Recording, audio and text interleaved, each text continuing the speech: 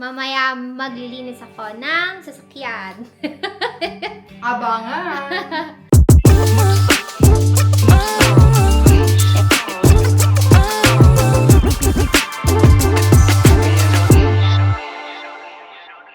Hi guys! Today, samahan niyo kami mag-car wash. Ika-car wash po natin si Primo.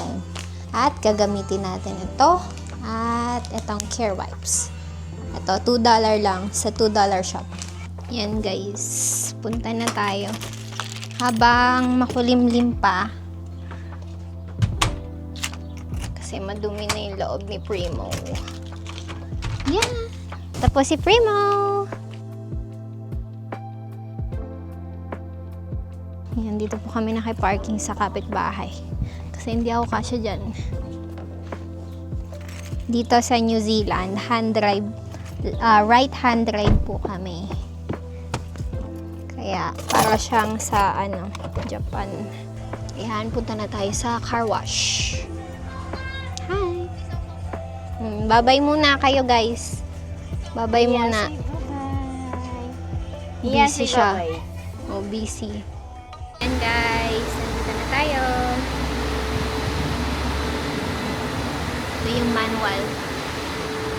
Ito mismo yung maglilinis. Kuha muna tayo ng token.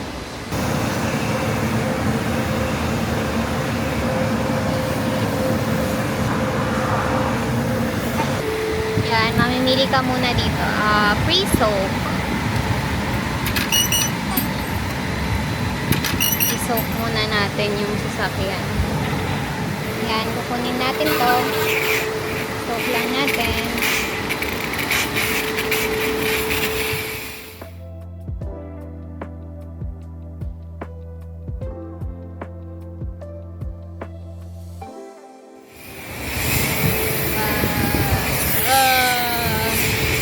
Ayan, nilagyan ko ng baby on board. Kahit wala namang baby. Yung driver po yung baby. No. So, after nito, pre-soak, isa-soak na natin. Or yung tinatawag nilang soap. Yun na yung high pressure. Nilagyan ko ng sticker. Yan pala, di ko nilagyan. Ginawang laruan. Mahilig kasi ako sa pink. Pero isasakyan ko, ito, color brown. Pero ginagamit ko lang siya sa work at pagpupunta ng lokal. Tapos na.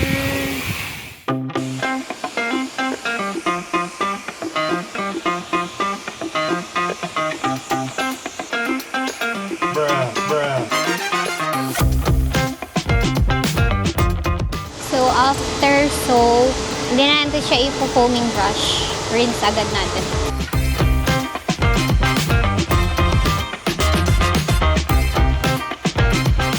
So, ang foam brush ko lang is yung gulong. Kasi kapag nilagyan ko pa ng soap, minsan nagkakaroon ng dots. So, ito yung brush. Diba? Ang bigat din. Ang iba-brush lang natin is yung gulong, yung harap, and then yung likod. Brush natin yung likod. O, diba? Iniwan ako ng mga kasama ko. Sabi ko, samahan nila ako. Ang bango niya, amoy bubble gum. Toothbrush ka muna, Primo.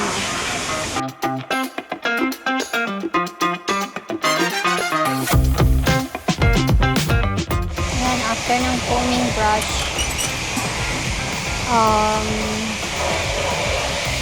i-rinse ulit natin.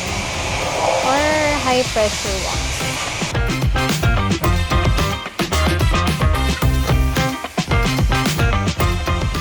Ayan, tapos na tayo. Medyo parang nahihiya ako pero wala namang pakialam yung mga tao dito. Maambon na. Buti na lang tapos na tayo. Yan, buksan ko na. Sayang yung takip. Huwag na. Tapo na natin. Wipe lang natin yung car. Para matuyo. Saka hindi siya Hindi ko alam kung pampunas ba ito. Pampunas naman siguro. Pero dapat fiber. Pangpunas ba to? Parang hindi siya pangpunas. Ay, pangpunas na. Iniwan na talaga ako ng dalawa. Nakaupo lang sila doon.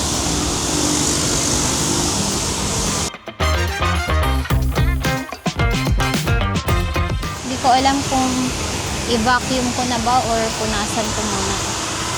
So, ayan, i-vacuum na natin. Ano to? Hindi ko alam kung tama yung ginagawa natin, pero carry lang. Tama ba to? Sinampo ko yung upuan. Paano to matutuyo? Tingnan ako ni Kuya, bakit na kaya sinashampoo yung loob? Wala, nakakaya. Hindi ko lang kung tama. I-vacuum ko na. Feeling ko mali yung ginawa ko. Pag sinampo siya, tapos i-vacuum mo, sinisip-sip niya.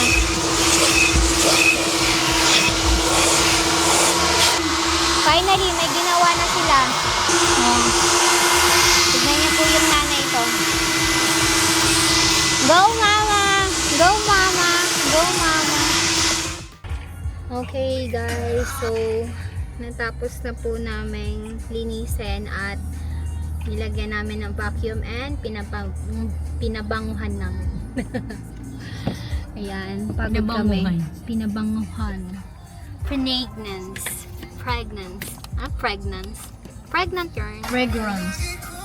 Mag-grocery naman kami ngayon. Pagod ako.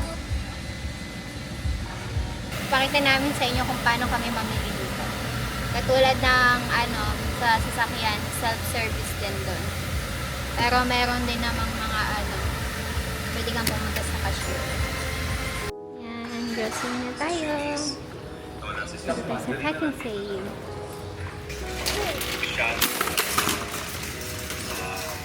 North Island. Sige, tulak mo.